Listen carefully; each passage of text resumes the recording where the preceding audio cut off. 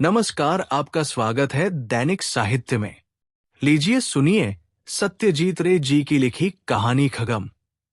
और अभी सब्सक्राइब करिए हमारे चैनल को। हम पेट्रोमैक्स की रोशनी में बैठकर डिनर ले रहे थे। कुल मिलाकर अभी अंडे को दांत से काटा ही होगा कि चौकीदार लक्ष्मण सिंह ने आकर पूछा, आप लोग इमली बाबा के दर्शन नहीं करेंगे? लाचार होकर उससे कहना पड़ा कि इमली बाबा का नाम हमारे लिए बिल्कुल नया है, इसलिए दर्शन करने का प्रश्न खड़ा ही नहीं होता। लक्ष्मण ने कहा कि जंगल विभाग की जो जीप हम लोगों के लिए नियुक्त की गई है, उसके ड्राइवर को कहने से ही वो हमें बाबा के डेरे पर ले जाएगा। जंगल के भीतर ही उनकी कुटिया है। वहां का परिवेश बड़ा ही मनोरम है और वे एक पहुंचे हुए साधु है। भारतवर्ष के नाना स्थानों से लोग आकर उनके दर्शन कर जाते हैं, इत्यादि इत्यादि। जिस बात को सुनकर सबसे अधिक आश्चर्य हुआ वो ये कि बाबा के पास एक पालतू नाग है और वो बाबा की कुटिया के समीप ही एक गड्ढे में रहता है।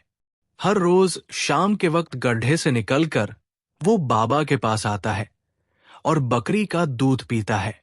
सब कुछ सुनने के बाद धुरजटी बाबू ने अपना मंतव्य प्रकट किया कि इस देश में दिन दिन बाजीगरी का बोलबाला हो रहा है। खासकर पाखंडी साधु सन्यासियों की संख्या बेहिसाब बढ़ती जा रही है।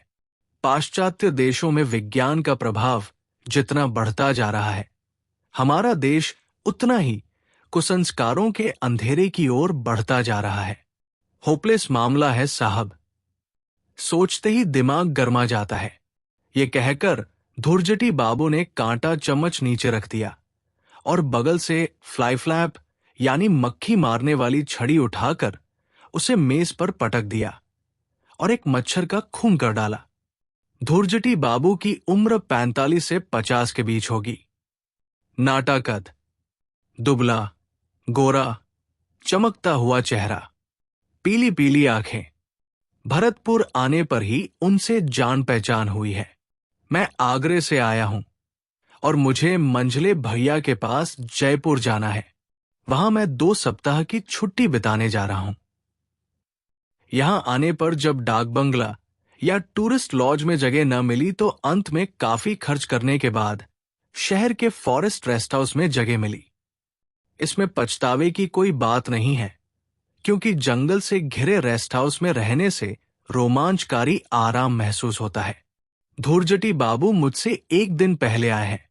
वे क्यों आए हैं ये बात अभी तक खोलकर नहीं बताई है। हालांकि सैर सपाटे के अलावा कोई दूसरा कारण होना जरूरी नहीं है। हम दोनों एक ही जीप से सैर सपाटे करते हैं। कल हम यहां से 22 मील दूर दीग नामक एक स्थान के किले और प्रासाद देखने गए थे। आज सुबह भरतपुर का किला भी देख लिया है।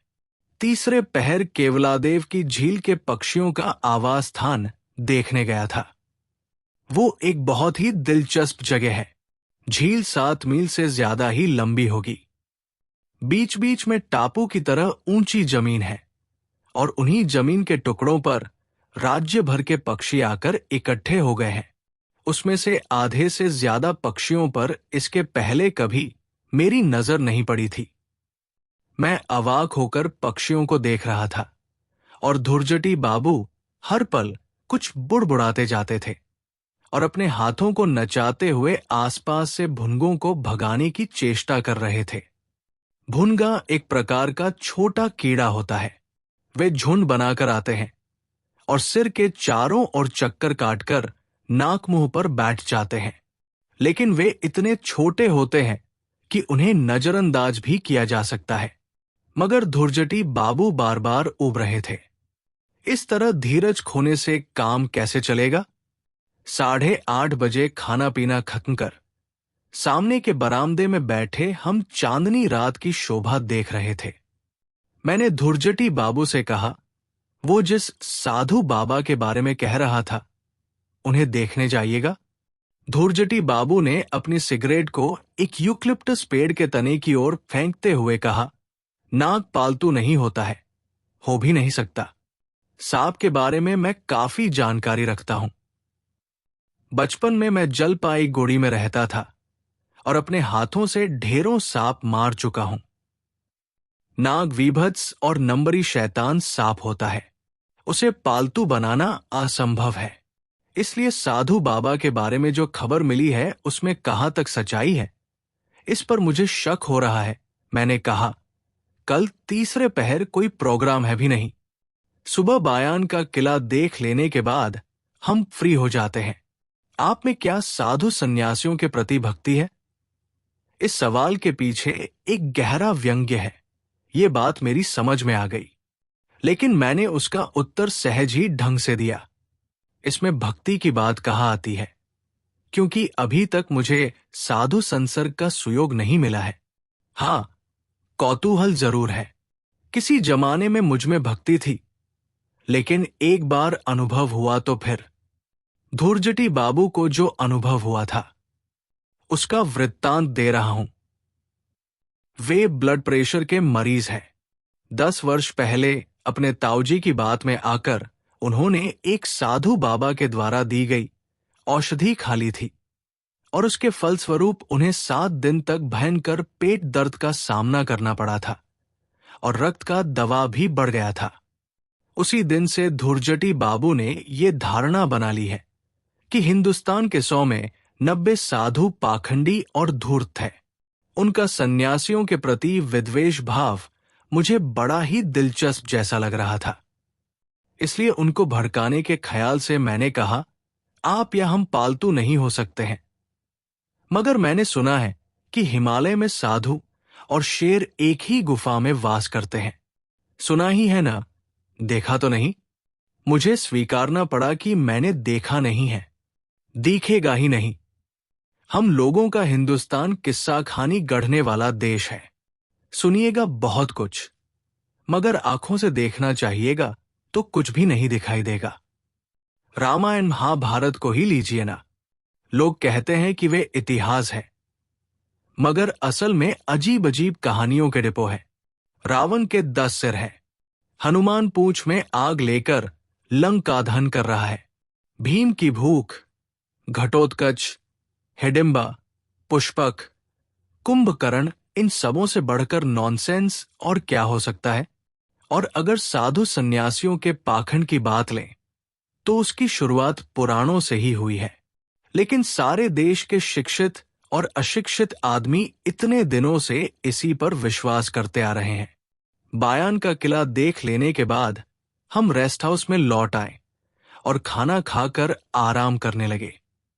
फिर 4 बजे इमली बाबा के डेरे पर पहुंचे।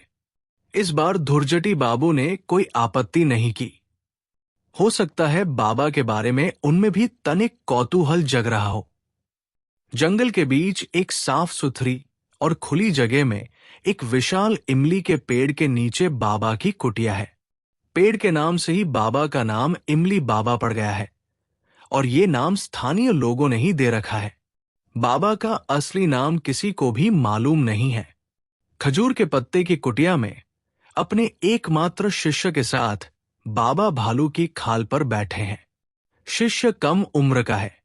बाबा की उम्र का पता लगाना मुश्किल है।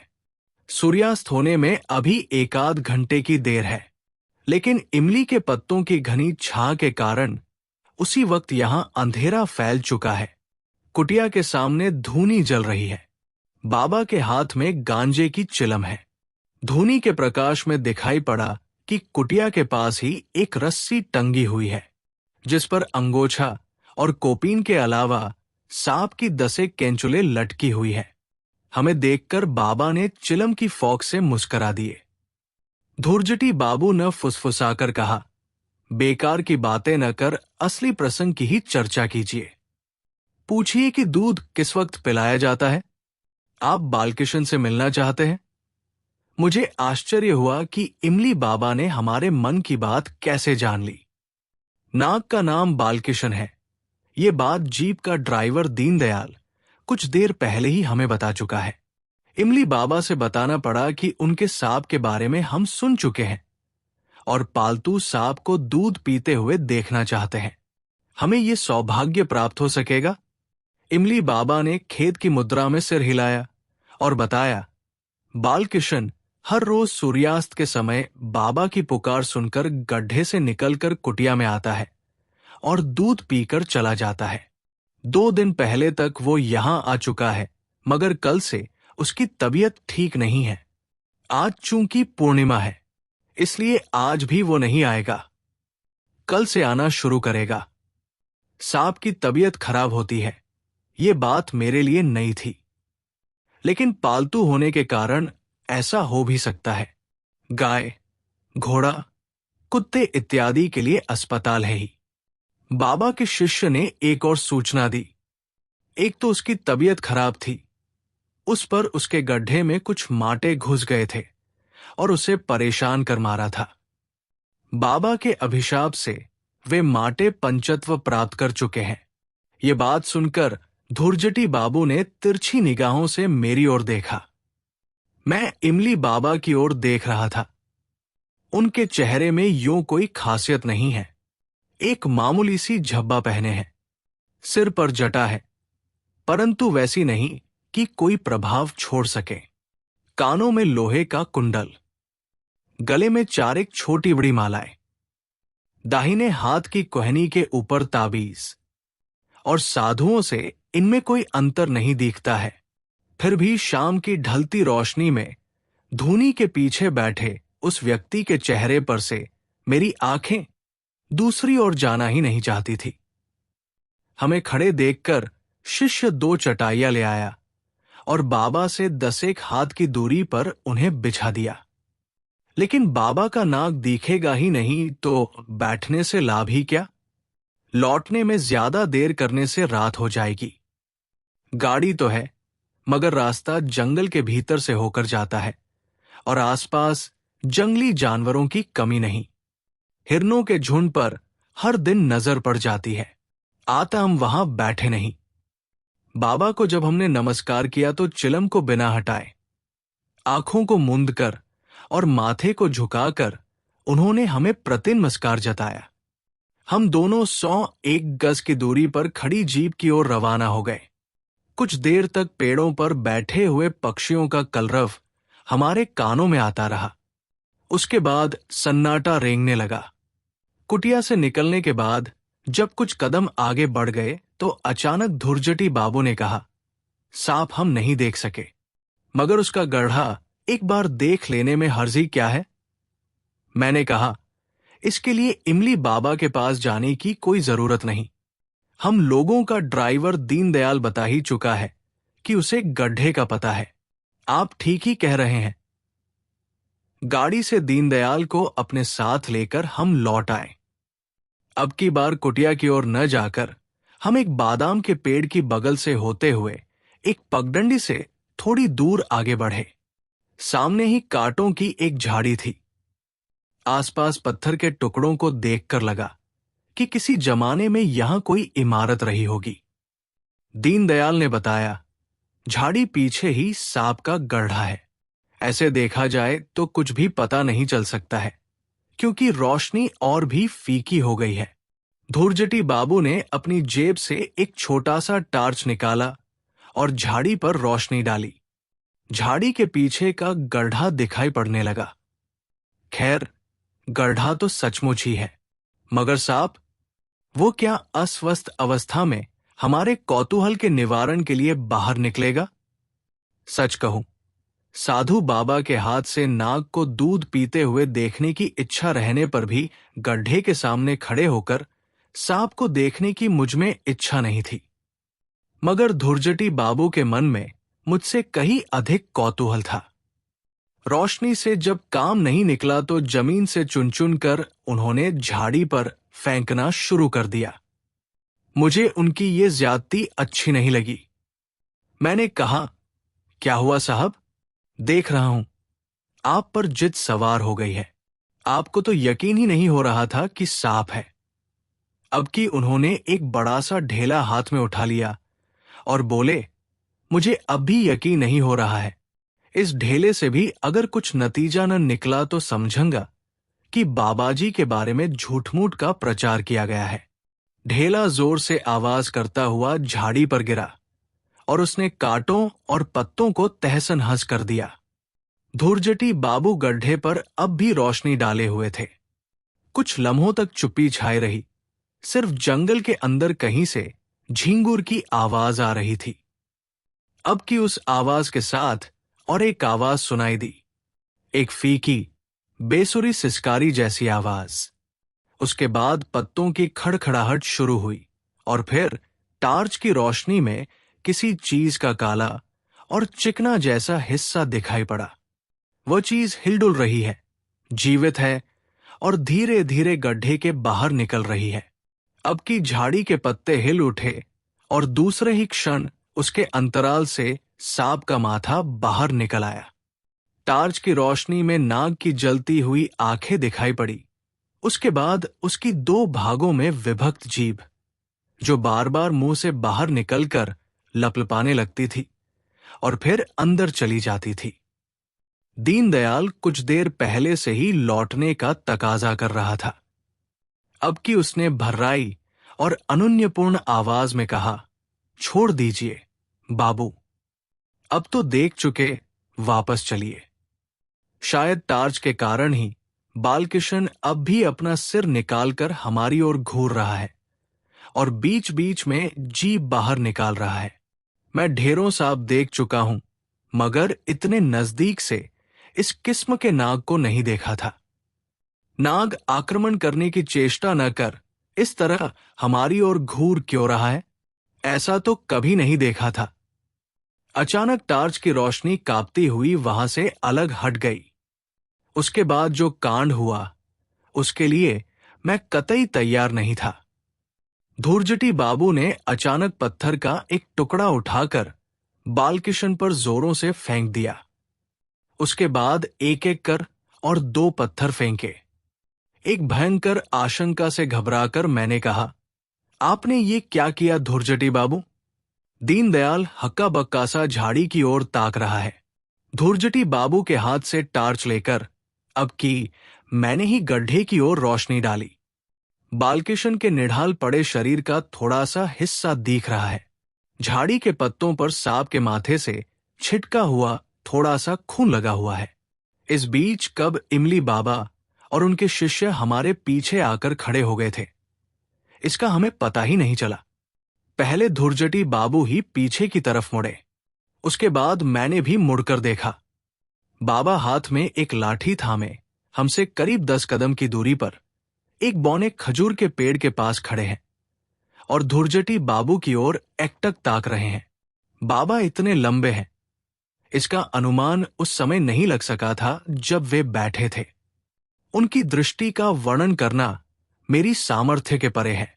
इतना ही कह सकता हूं कि विस्मय, क्रोध और विद्वेष से मिलीजुली ऐसी दृष्टि मैंने कभी किसी की नहीं देखी थी।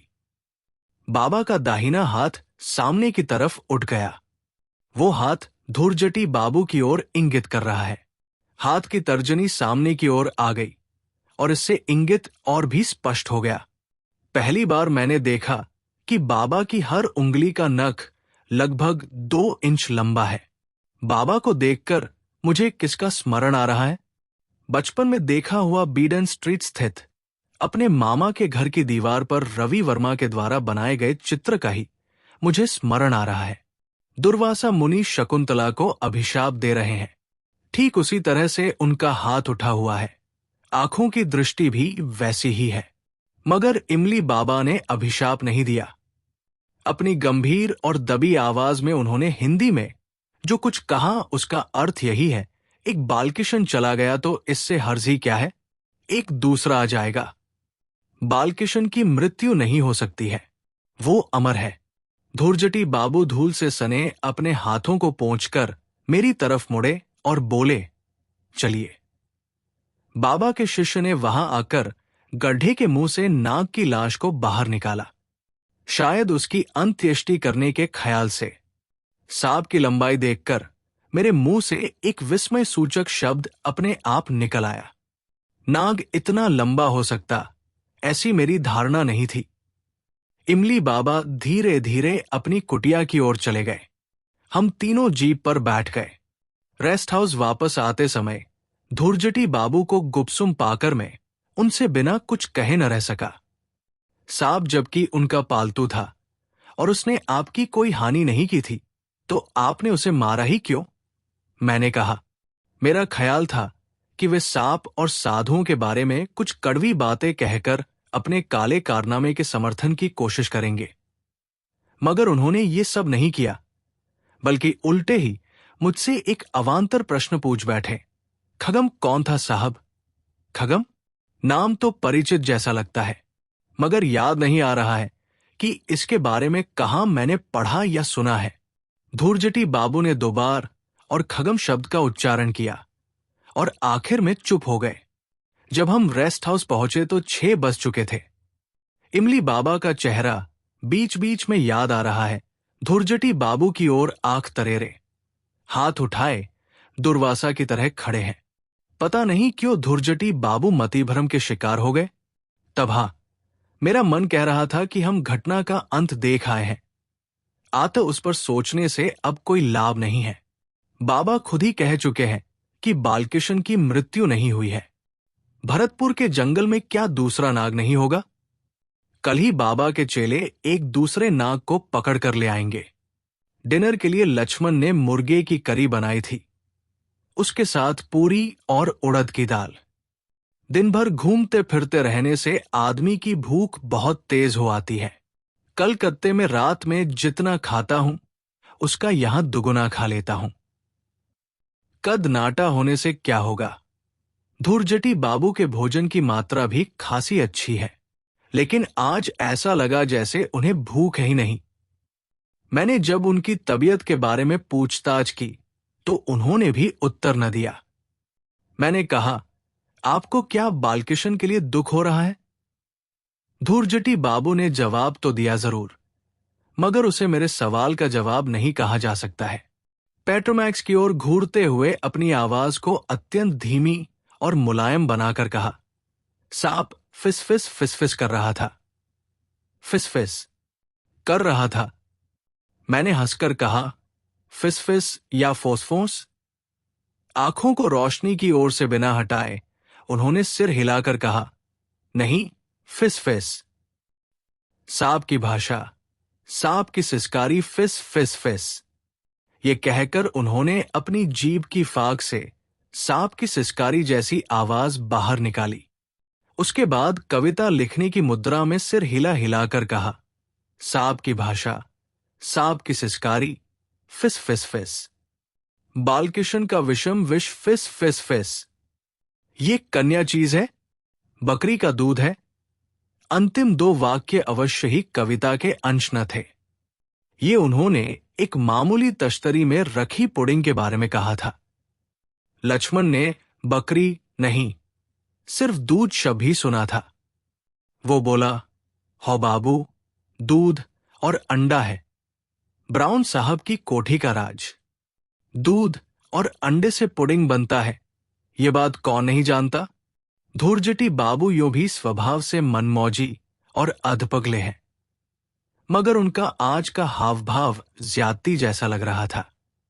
इस बात को महसूस कर उन्होंने अपने आप को संभाल लिया और कहा, कई दिनों से धूप में बहुत चक्कर काटना पड़ा है, कल से जरा सावधानी बरतनी होगी।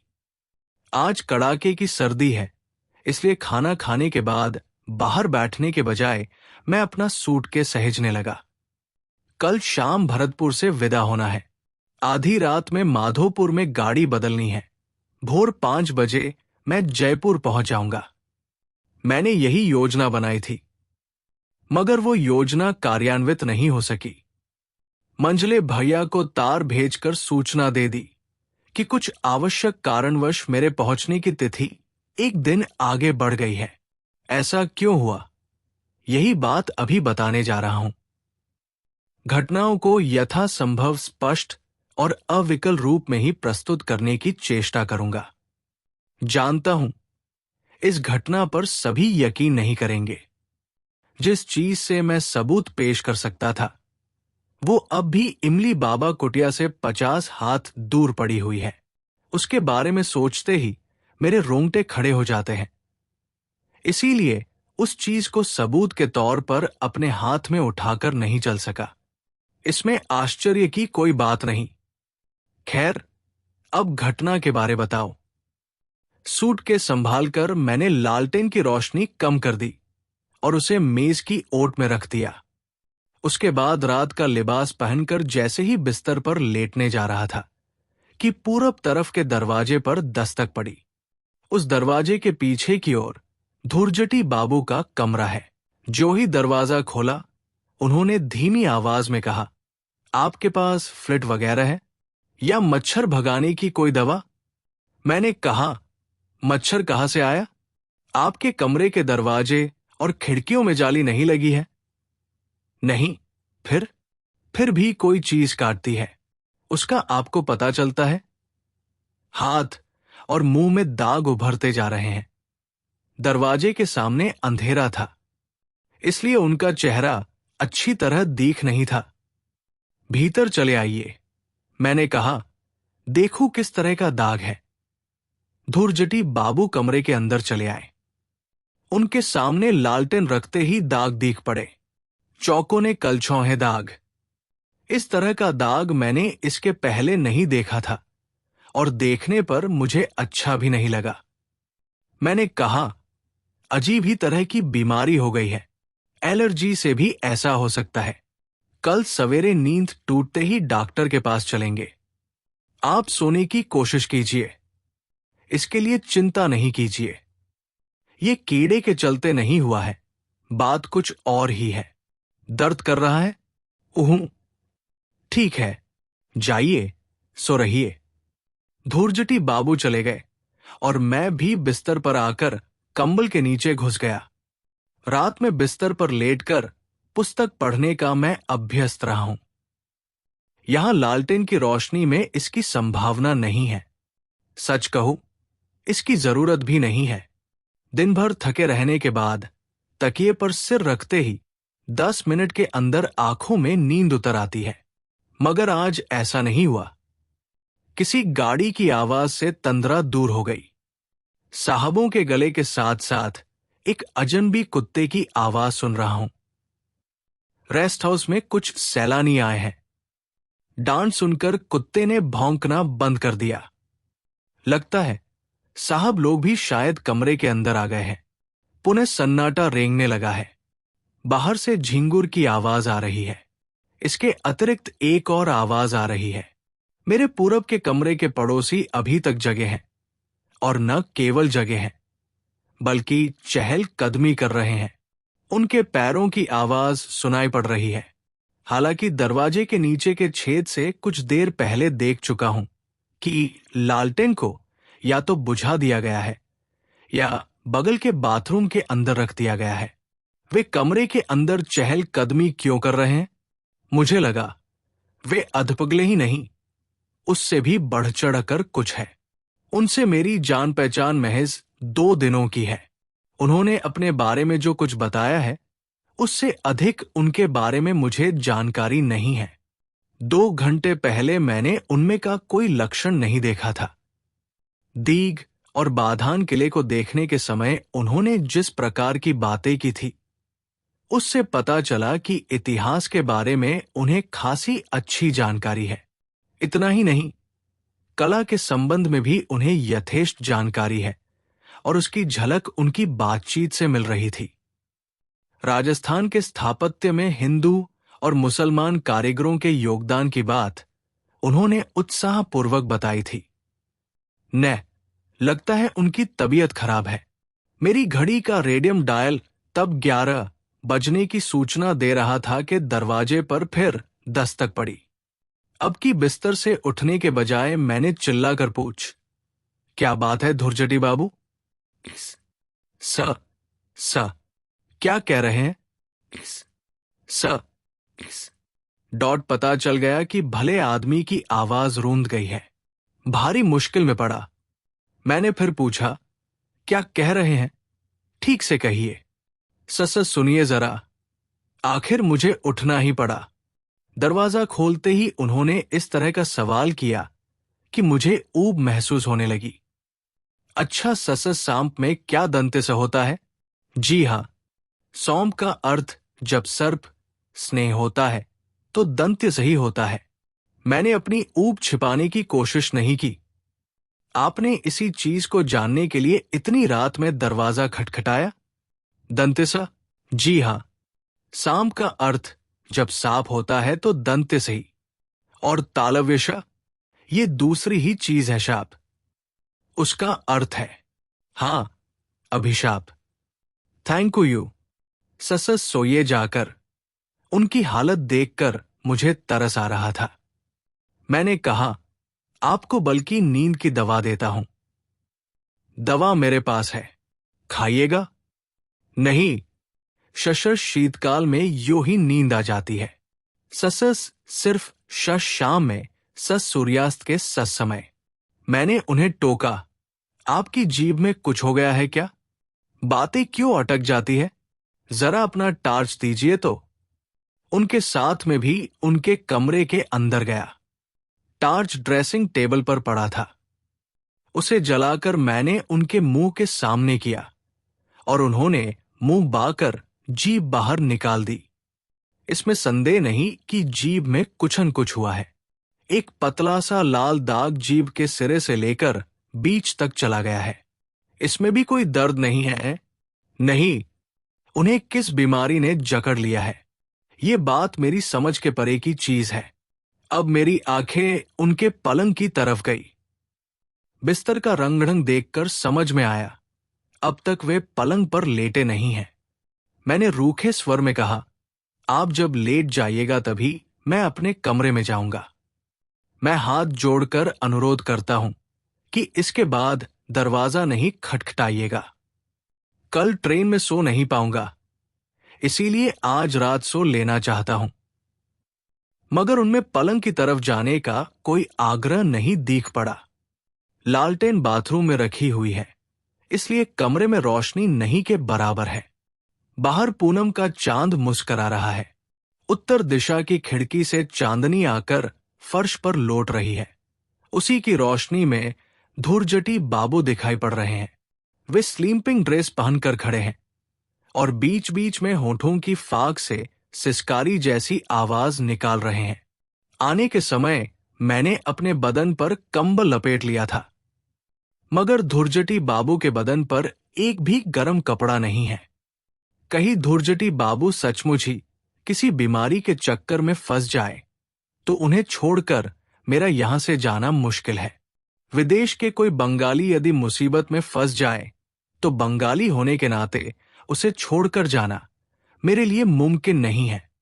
मैंने जब एक बार उनसे सोने को कहा और मेरे कहने का कोई नतीजा न निकला तो सोचा, हाथ पकड़कर जोर जबरन लिटा देने के अलावा कोई दूसरा चारा नहीं है।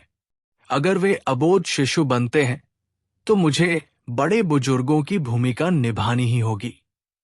मगर उनका हाथ पकड़ते ही मुझमें एक ऐसी प्रतिक्रिया हुई कि मैं 3 कदम पीछे हट गया। धुरजटी बाबू का बदन बर्फ की तरह ठंडा है। जीवित आदमी का शरीर इतना ठंडा हो सकता है, ये बात मेरी कल्पना के बाहर है। मेरी हालत देखकर धुरजटी बाबू के होठों के कोने में एक हंसी खेल गई। अब वे अपनी पीली आंखों से मेरी ओर घूरते हुए मुस्करा रहे हैं। मैंने रुंधी आवाज में कहा, आपको क्या हुआ है, बताइए। धुरजटी बाबू मेरी ओर से अपनी आंखें नहीं हटाते हैं। कुछ मिनटों से मेरी ओर अपलक ताक रहे हैं। मैं हैरत में आकर देखता हूं। उनकी पलकें एक बार भी नहीं झपकती है। इस बीच उनकी जीभ कई बार होठों की फाक से बाहर निकल चुकी है। उसके बाद उन्होंने फुसफुसाकर कहा, बाबा बुला रहे हैं बालकिशन। बालकिशन। बाबा बुला रहे हैं। बालकिशन। बालकिशन। बाबा बुला रहे हैं। उसके बाद उनका घुटना मुड़ गया।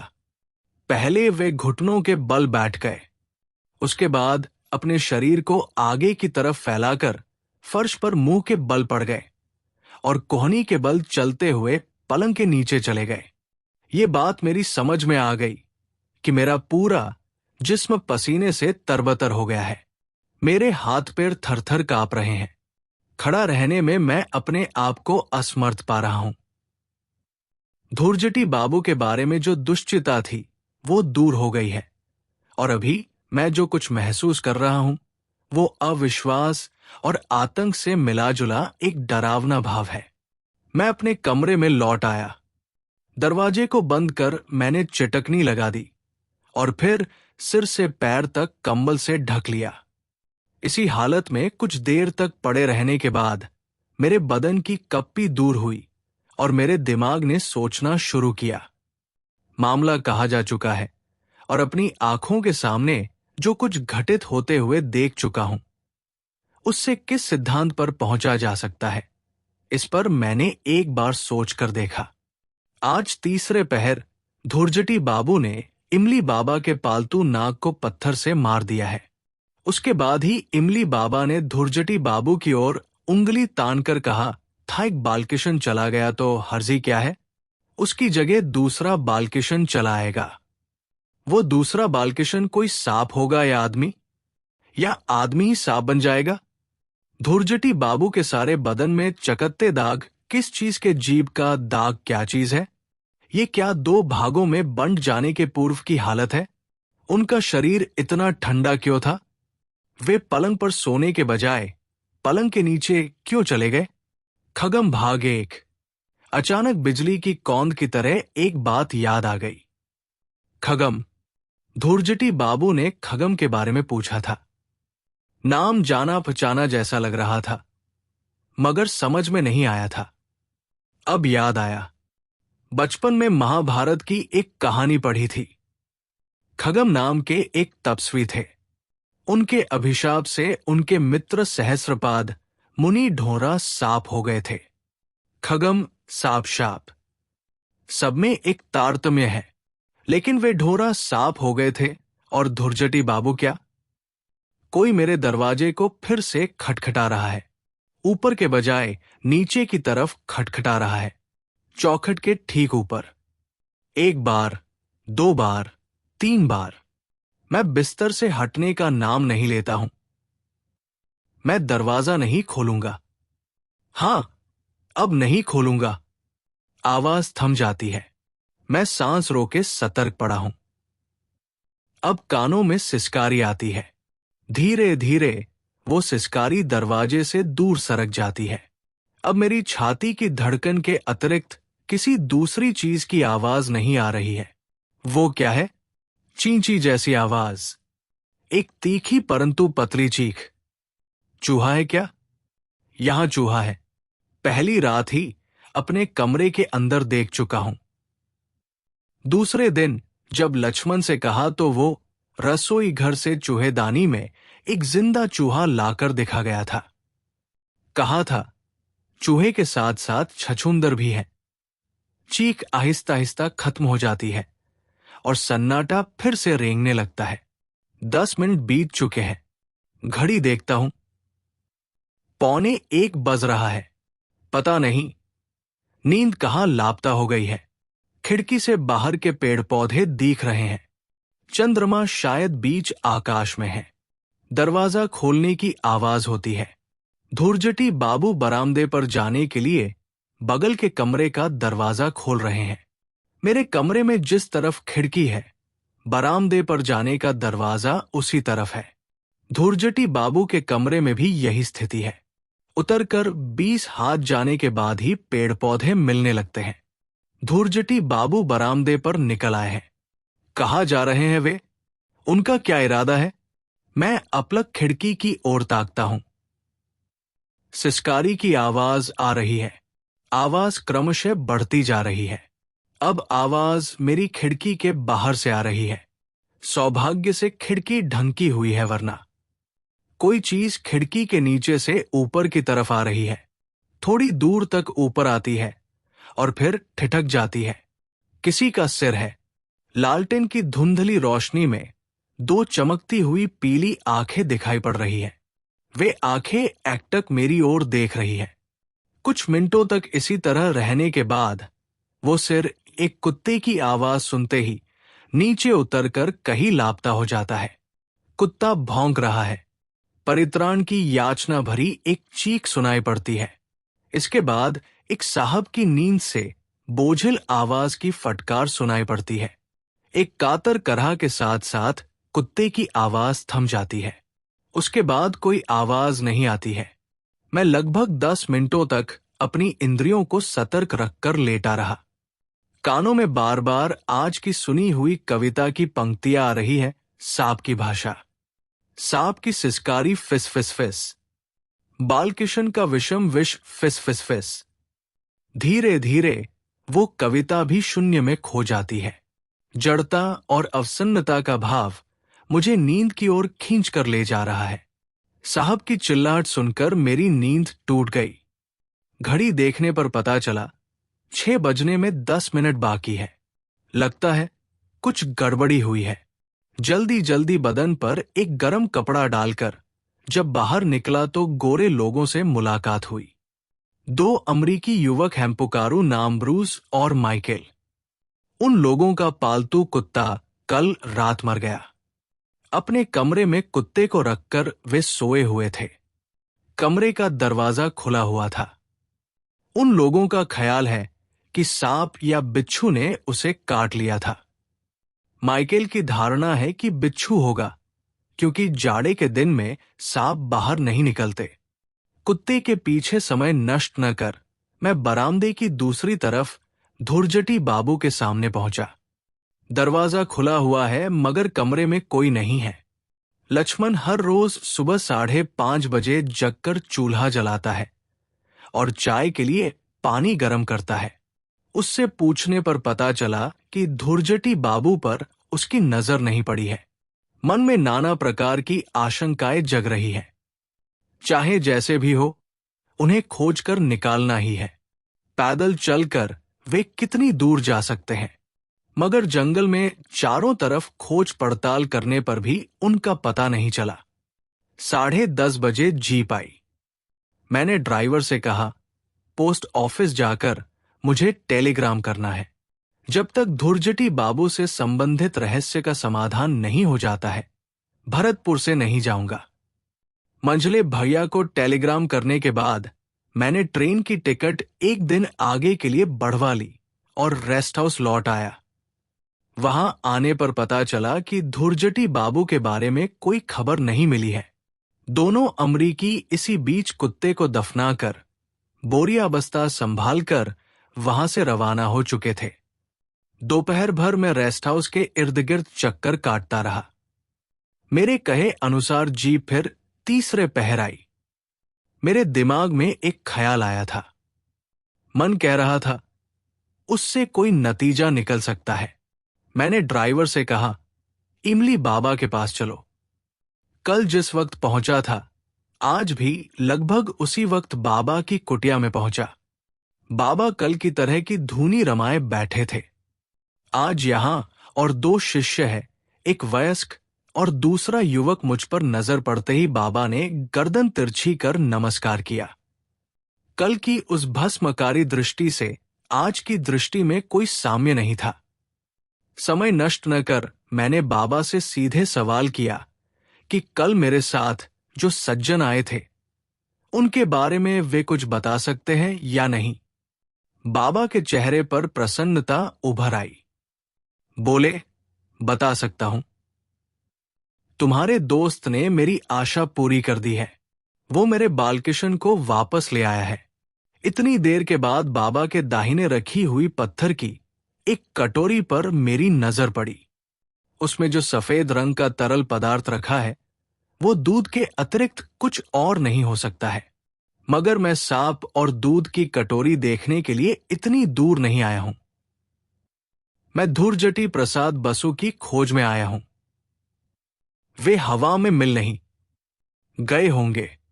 उनके अस्तित्व का अगर कोई चिन्ह भी दिख जाता तो मैं बहुत कुछ निश्चिंत हो पाता। ये पहले भी देख चुका हूं कि इमली बाबा आदमी के मन की बात समझ जाते हैं। गांजे की चिलम से एक लंबा कश लेकर उन्होंने चिलम अपने प्रौढ़ शिष्य की ओर बढ़ा दी और बोले, अपने मित्र को तुम पहले के जैसे वापस नहीं पा सकोगे। हां, वो अपना स्मृति चिन्ह रख गया है। वो स्मृति चिन्ह तुम्हें बालकिशन के डेरे से 50 कदम दाहिनी ओर मिलेगा। सावधानी से जाना, रास्ते में बहुतेरे कांटेदार पौधे हैं। बाबा के कहे अनुसार मैं बालकिशन के गड्ढे के पास गया। उसमें सांप है या नहीं, ये जानने का मुझमें अब तनिक भी कौतूहल नहीं है। आसमान के डूबते हुए सूर्य की ओर निहारता हुआ दक्षिण दिशा की ओर बढ़ता गया।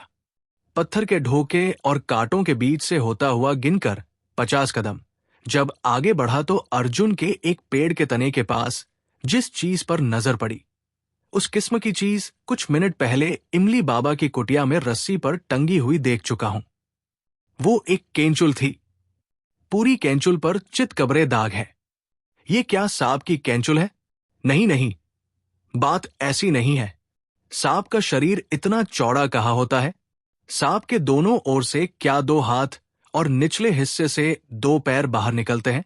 दरअसल ये आदमी की केंचुल है। वो आदमी अब आदमी की शक्ल में नहीं रह गया है। अभी वो उस गड्ढे में कुंडली मारकर लेटा है। वो अब नाग के रूप में है और उसके दांतों में जहर है।